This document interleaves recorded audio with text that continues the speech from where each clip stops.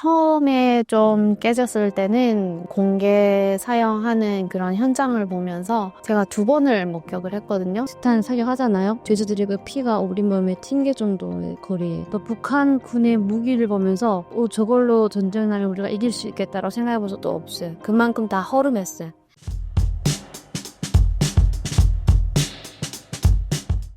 김정은 정권에 대한 충성심이 처음 깨졌을 때가 언제인가요? 처음에 좀 깨졌을 때는 공개 사형하는 그런 현장을 보면서 제가 2번을 목격을 했거든요. 처음에는 그냥 무서웠어요, 되게. 저 사람들과 같은 죄를 짓지 말아야지. 이런 생각이었어요. 되게 무서웠고 공포스러웠고, 그래, 그냥 하라고 하는 것만 하고 하지 말라는 건 하지 말고 살아야겠다. 이렇게 했는데, 2번째 공개 사형을 할 때는 제명을 이렇게 부르고 사용을 하는데, 한국 영화를 보고 유포했다던가, 북한에 있는 신문을 중국에 팔았다던가, 이런 거였어요. 그래서 그런 거를 보면서 되게, 이렇게 사회주의 지상낙원이라고 이렇게 하고 하는데, 뭐가 그렇게 두려워서 저렇게 사형까지 하고, 저게 사형까지 할 일인가? 이런 생각이 들었어요. 그때부터 계속 그 정부에 대해서 많이 생각을 하게 됐고, 또 어머니가 이제 국경 지역이다 보니까 밀수 사는 게 경제적으로 어려워지다 보니까 밀수도 하고 막 했거든요. 근데 밀수를 했다는 이유로 보위부에 잡혀 들어가서 어머니가 고문을 받으셨는데 저희 어머니가 좀 이렇게 풍채가 좋으시거든요. 근데 정말 사람이 반쪽이 돼서 2달 만에 나오셨어요. 3달인가? 네. 그래서 근데 이제 그 고문을 또 하는 게 너 중국에다 뭘 팔았냐 이런 식으로 이제 고문을 하는데 그 오승호 각자라고 있어요. 이렇게 5cm, 5cm 이런 각자를 무릎 사이에 이렇게 끼우고 무릎 꿇은 상태에서 뒤에서 때리면서 밤에 안 재우면서 고문을 한다는 거예요. 그래서 어머니가 다리를 쩔룩쩔룩 하시는 거예요. 관절이 다 나가셔가지고. 그래서 그때부터 그러면 먹고 살게끔, 직장에 나가면, 식량이라도 어느 정도 배급을 하던가, 어떻게 살라는 거야. 이런 생각이 들고 되게, 북한의 이 체제는 분명 잘못됐다. 이런 생각을 했어요. 공개 처형은 어떤 과정에서 이루어지나요? 공개 처형을 이제 한다. 이러면 저희 시 같은 경우에는 비행장이 있어요. 이게 아주 짧은데, 그런 비행장에 이제 각 시민단체에 다 통보를 해요. 학생들, 한 초등학생부터 청장년에 이르기까지 모든 북한은 다 조직적으로 되어 있잖아요. 어릴 때는 소년단, 청년동맹, 여맹, 이렇게. 그렇게 그 조직에 다 통보를 하면 그 시에 있는 모든 사람들이 비행장으로 몇 시까지 와야 돼요. 그러면 학교도 다 줄을 지어가지고 반별로 인원 체크 다 해서 줄을 서서 이제 비행장에 가면은 초등학생들 앞에 앉고 키 순서로 따로 중학생 뒤에 앉고 이렇게 쫙 다 앉은 상태에서 이제 집행을 합니다. 거리가 있잖아요. 그 사형수들이 비슷한 사격하잖아요. 그럼 죄수들이 피가 우리 몸에 튕길 정도의 거리에. 예, 그래서 초등학교 때는 저는 제 몸에 막 피가 엄청 막 많이 묻은 줄 알았거든요. 그만큼 막 내 앞에 막 피가 막 튀기 때문에. 예, 그런데 집에 가서 막 손을 막 닦고도 핏물이 안 나와요. 그만큼 가까운 거리에서 이렇게 볼 정도로 아이들을 앞에도 안 치거든요. 근데 그다음에 맨 뒤에 있는 사람이 잘 안 보이게 되잖아요. 안 그래요. 저는 성인 됐을 때 봤는데 성인 됐을 때 봤을 때는 안 보일 줄 알았거든요. 근데 비행기장이 쭉 이렇게 경사예요, 살짝. 그러니까 그 뒤에 섰는데 너무 잘 보이는 거. 그 사람의 대인들의 눈, 코가 선명하진 않지만 어떤 사람이라고 다 보일 정도로 보이는 거예요. 그리고 그 돼지들을 이렇게 차에다 딱 씹어 먹거든요. 그러면 이렇게 그걸 씌우는데 입에다가 자갈을 물려요. 그래가지고 이 사람이 죽기 전에 뭔가 자기를 억울함을 막 호소 못하게 자갈을 물리고 그리고 말로는 한 10% 60분간 이미 죽여서 나온다 하더라고요. 그래서 거의 이렇게 걷지도 못해요. 그렇게 나오고 3발 쏘거든요. 그래서 배, 머리, 심장 그쵸? 그래서 3발 쏴요. 이렇게 탁 엇구러지게 해가지고 3발 쏘거든요.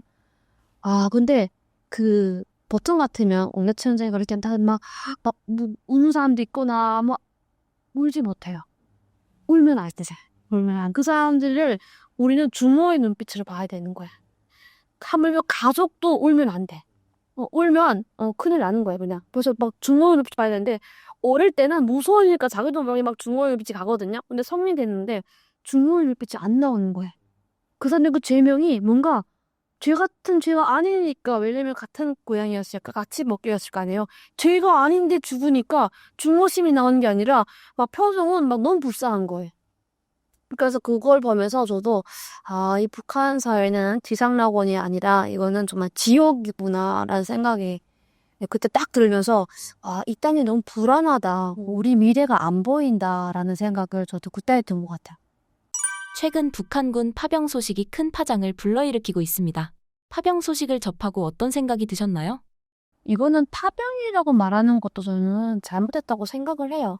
파병은 나라의 명예를 위해서 나가서 그 나라 군복을 입고 내 나라의 군복을 입고 나가서 싸우는 게 파병이잖아요. 근데 이거는 북한 군인들이 북한 군복도 아니고 러시아의 군복을 입고 싸우는 거예요. 이들은 죽어도 그 어떤 명예, 그 죽어도 아무 의미가 없는 거예요. 그냥 명병에 김정은이 그냥 돈 받고 팔은 거예요. 근데 그거 우리가 파병하고 저는 솔직히 기분 나쁘고요. 그것도 잘못된 거라고 생각을 하거든요. 지금 인원수가 10,000명 또 넘었는데 김정은한테는 10,000명이 아무것도 아닌 거예요. 120만 군이 있는데 10,000명이 뭐 김정은한테 눈을 끄뻑도 안 하는데 우리는 한 명 한 명 너무너무 소중하단 말이죠. 근데 그들도 어디에 나가 싸워나가도 모르고 나갔을 거예요, 아마. 전장에 나가서 우리가 이렇게 싸워야 되는구나 아마 알았을 거예요. 그리고 북한에 있는 부모님들도 자식들이 해외에 나가서 외화벌이를 한다고 생각한대요.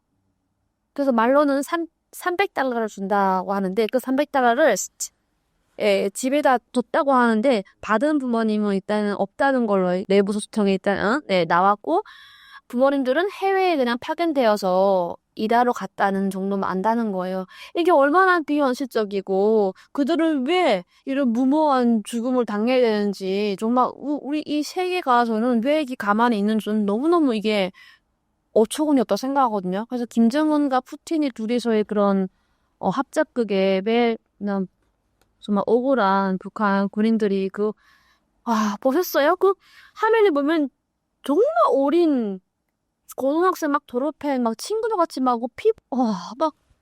저는 진짜 볼 때마다 막 이가 갈리고 이게 왜 이렇게 전 세계가 가만히 보고만 있는지 정말 화가 납니다. 솔직히 북한만 욕할 게 아니고 러시아만 욕할 게 아니고 전 세계 모든 나라들에서 이것만큼은 조금 나서서 해야 되지 않겠냐라는 생각을 해봐요. 저도 어떤 군사 전략가도 아니고 그런 어떤 전문적인 평가는 못하지만 정말 나라가 그 독재를 하고 힘들기 때문에 여자들은 정말 중국에 임신매매로 이렇게 다 팔려가고 또 남자들은 이렇게 그냥 팔려가는 것처럼 보이거든요.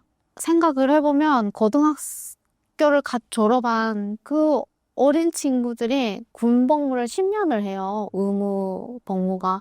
그것만으로도 정말 엄청난 인권 유린인데 그 친구들을 부모님한테 어떠한 통지 하나도 없이 또 그렇게 정말 총알바지로 내몬다는 게 정말 생각을 하면 정말 너무 화가 나고 이거는 정말 국제사회가 정말 가영 친구가 얘기했던 것처럼 어떤 제재를 가해야 되지 않을까. 네, 이런 생각을 하고 정말 가슴이 아파요.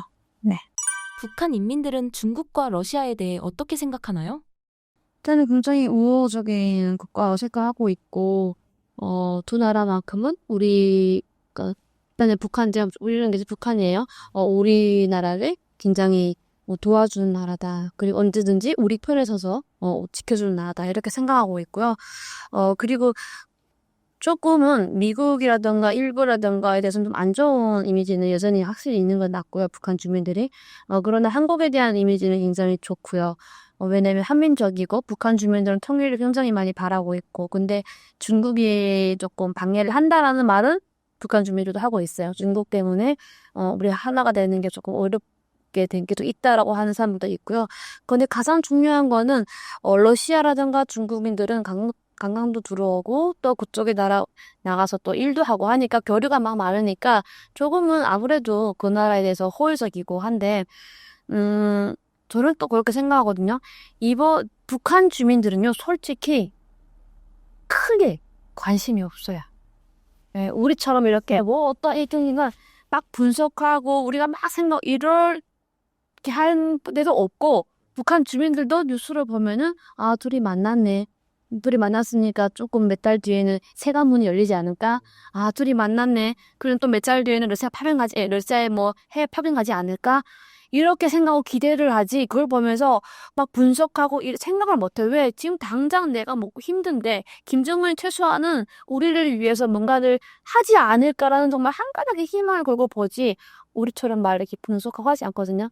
그래서 저는 얼마 전에 또 북한과 이렇게 푸틴 만났을 때 북한 주민들은 또 보면서 아, 좀 우리 배에 좀 쌀이 좀 들어오지 않을까? 이런 막 희망을 걸었는데 정작 그게 아니라 군인들이 파견한 거잖아요. 네, 그러니까 또 얼마나 북한 주민들은 또 한번 허탈에 빠져 있을까라는 생각을 하고 있어요. 이제 매체에서는 엄청 러시아나 중국이 뭐 형제의 나라다, 피를 나는 나라다, 뭐 이렇게 계속 하니까 세뇌 교육을 받다 보니까 아, 정말 좋은 나라구나, 이런 생각을 했어요. 그랬는데 이제 저희는 그 세관을 통해서 이제 수많은 자원들이 중국 쪽으로 넘어가요. 근데 어머니가 그런 얘기를 하시더라고요. 정말 나쁜 거는 저 중국 사람들이다. 왜냐면 북한에서 이제 살겠다고 이제 국경 지역이 있다 보니까 중국으로 많이 넘어가잖아요. 그러면 김정일의 생일이다. 아니면 뭐 김일성의 생일 태양절이다. 뭐 이러면 그런 걸 이벤트로 선물로 북한 여성을 몇백 명 잡아서 이렇게 보내고 이렇게 해요.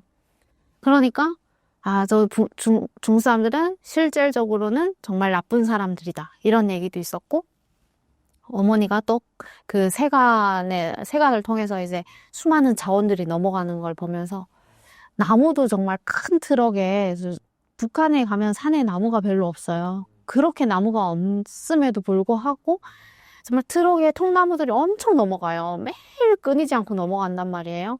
근데 또 나무까지는 괜찮아요. 심으면 자라니까. 10년이든 20년이든. 근데 광물은 한 번 캐면은 다시 나오지가 않는단 말이에요. 근데 그걸 아주 헐값에 싹 다 캐가는 거죠.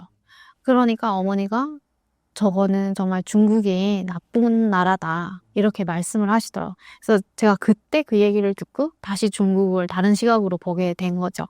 네, 그래서 중국은 정말 뭐랄까, 어떻게 하지? 이게 앞에서는 웃으면서 그 뒤에서는 칼 품고 있는 약간 그런 나라인 것 같아요. 저는 그렇게 봅니다. 네. 북한에 계실 때 북한군을 많이 접해보셨을까요? 저는 북한군이 강하다고 생각해본 적이 단 한 번도 없었어요. 그리고 북한군이 뭔가 체계적이라고 들었던 적도 없고요. 또 북한군의 무기를 보면서 저걸로 전쟁하면 우리가 이길 수 있겠다라고 생각해본 적도 없어요. 그만큼 다 허름했어요. 사람도 무기도 다 북한은 너무너무 허름했어요. 그렇고 또 저희 양강도 같은 경우에는 국경이다 보니까 군인들이 돈만 밝혔거든요. 네, 그리고 오히려 주민들보다 군인들이 더 한국 제품, 한국에 대한 그런 걸 더 잘 알고 있었어요. 그래서 저는 군인이 나라를 지킨다고 생각한 적이 없었어요. 그만큼 자기들의 그 목적을 위해서 나 군복무하는 게 장사한 군인들 같아 보였었거든요. 그리고 저는 안쪽 지역에는 군인들 못 봤는데 조금 우리 양강도에도 조금 안에 들어가면 막 군단들이 있어요. 뭐 군단들 가서 봐도 군인들이 너무너무 열악한 거 상황이. 그래서 너무 말라서 여기 그 먹이 있잖아요. 이게 살이 없어요 거의. 근데 그런 군인들이 농사만 짓고 있는 거예요. 훈련하는 거 저는 단 한 번도 못 봤어요. 네, 농사 짓지 않으면은 겨울에 나무하러 가지 않으면 그래서 저는 이 군대가 맞나? 한 생각이 들었거든요. 근데 화면에 나올 때는 굉장히 우리나라의 군의 군민이치 이러고 성군 정치 하는데 또 그 군인들을 보면은 뭔가 강해 보여. 근데 내가 현실에서 보는 군인들은 전혀 강함이 없어 보여요. 그래서 저는 항상 강의 가서도 말하는 게 북한군은 보여주기만 하고 있다. 네. 제가 봤던 군인들은 이제 저희가 국경 지역이다 보니까 국경을 지키는 국경 경비대가 다 군인이에요. 근데 군인들이 이제 군에서 보급되는 그런 식량으로는 정말 살 수가 없으니까 다 불법을 한단 말이에요. 그래서 초소를 자기 그 몇백 미터, 뭐 몇 킬로 이렇게 지키는 초소가 있는데 그 초소를 지킬 때 자기가 근무하는 시간에 누군가 밀수를 하면은 봐줘요. 그리고 이제 거기에서 나오는 이제 어떤 금전적인 이득을 취하고 그걸로 이제 뭐 식량이라든가 이런 거를 구입해서 먹고 이렇게 하는 거죠. 그래 군인 같은 군인이 아니었어요. 제가 먹었는데도. 그리고 이제 저희 그 친척들은 이제 군인들이 좀 있었거든요. 평양 쪽에 있는데 이제 그 저희가 백두산 지역이니까 거기가 김정일, 김일성의 어떤 혁명 사적지예요. 그러면 이제 거기로 이제 1년에 한 번씩 평양에서 이제 군인들이 답사를 와요. 근데 답사를 오면 저희 집에 이제 묵기도 하고 했었단 말이에요. 그러면 저희 할머니나 이런 분들은 이제 아들이니까 그 사람들은 음식 엄청 대접해 오면 자기네 진짜 뭐 5년 만에 이런 음식 처음 먹어본다. 막 이러고. 그리고 이제 삼촌들이 이제 휴가나 어떤 진급하려고 하면은 돼지 한 마리 이렇게 하면은 휴가를 막 1년씩 주고. 막 이렇게 했었어요. 그러니까 정말 대한민국 군이랑 많이 다르죠. 제가 그 대학교 동창 중에 한 명이 아빠가 그 비행사였거든요. 비행사 가족인데 북한에서는 비행사 가족들은 혜택이 굉장히 커요. 좀 잘 산다라고 하거든요.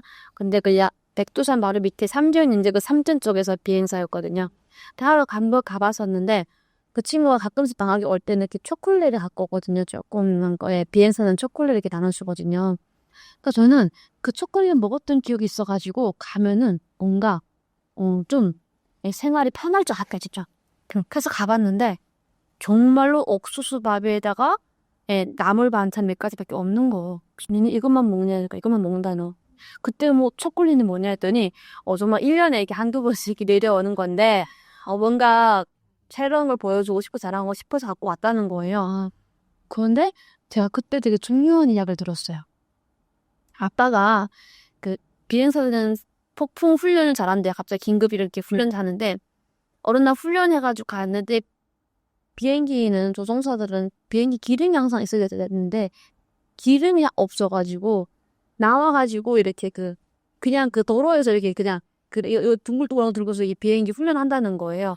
근데 갖고 온 거야 아빠가 그거를 갖고 와가지고 그거를 뭐 한다고 갖고 왔는데 그걸 보면서 얘가 하는 말이 이거 아빠 비행기라는 거예요. 그래서 뭔 소리냐 해서 그때 이해 못했어요. 그거. 종이 비행기인가요? 아니 이렇게 돌리는 게 있어요. 근데 이거를 아빠가 갖고 온 거예요. 얘가 이거 아빠 비행기라고 얘기해 주는 거예요. 제가 그때는 이게 저는 또 뭔가 다른 북한의 무기인 줄 알았어요. 근데 그 이후에 한국에 와서 북한의 그 뉴스가 나왔거든요. 비행사들에게 조종 훈련하는 거. 그게 바로 조종 이것만 있는 거예요. 핸들만. 핸들만 해가지고 레이저를 쏴가지고 비행기 길을 만들어가지고 날아가는 그거였던 거예요. 그래서 와, 얼마나 열악했으면 옛날부터 이렇게 해가지고 훈련을 했고 아빠가 긴급을 나갔는데 길이 없어가지고 비행기랑 오당을 못하고 이게 바로 북한의 현실이에요. 비행사가 비행기 길이 없어서 훈련 못한다? 이건 말도 안 되는 거잖아요. 그래서 그렇게 해서 다친 사람들 많대요. 또 비행기를 훈련하기 전에 투입하기 전에 테스트를 못하고 했다가 떨어져가지고 이 불구가 장애인 된 사람도 옆에 있고 그 친구 말하는 거 그거 저분은 해가지고 훈련 중에 다쳐가지고 좋게 됐다고. 근데 너무 생활이 힘든 거예요. 그거 보면서도 북한군이 진짜 우리 집에 북한군이 없는 게 너무 다행이다 생각할 만큼 했는데 한국에 보니까 너무 천지 차이죠. 이거는 뭐 거의 기분 나쁜 50배 차이가 나는데요. 뭐 북한군과 우리 군의 전 군사력 차이가 50배예요. 저는 근데 그 50배보다 더 차이 난다고 생각하거든요. 제가 거의 매일 그냥 군부대 가잖아요. 얼마 전에는 포병대대 갔거든요. 그 진지 안에 포들이 쭉 있는데 와, 저 순간에 너무 이게 든든했어요. 네, 그거 보면서 제가 그 장관님께 여쭤봤어요. 장관님, 길이 없어서 못 가는 거 아니죠? 그때 포스치를 얼마 전에도 가져간걸요? 막 그러시면서, 그걸 보면서, 와, 정말 우리 국민들이 잘해야겠구나. 이렇게 튼튼하게 지켜주고 있으니까 너무너무, 예, 비교가 안 돼요. 그리고 평소에는 이렇게 막 군인들이, 군대 맞아? 할 만큼 굉장히 되게 편해 보이다가, 훈련한 거 딱 보면은, 뭔가 기감이 딱 보여줘요. 예, 그런 거 볼 때마다, 또 얼마 전에 우리 그 국부의 날 그거 포레이드했잖아요. 그때 제가 막, 거의 막, 펑펑은 아니지만, 막 눈물이 막 나는 거예요. 예, 눈을 감격해가지고.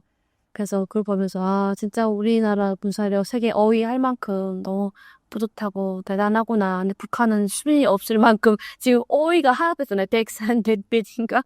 예, 그래서 북한이 저렇게 미사일을 만들고, 또 군인들에게서 이렇게, 저는 또 그 8.1가 나와서 그러는데, 우리가 자꾸 안 좋은 얘기만 하잖아요. 한 가지 또 김정은이 가져가는 게 두 가지거든요. 하나는 덜 가져가고 또 다른 하나는 현대전을 익혀가거든요.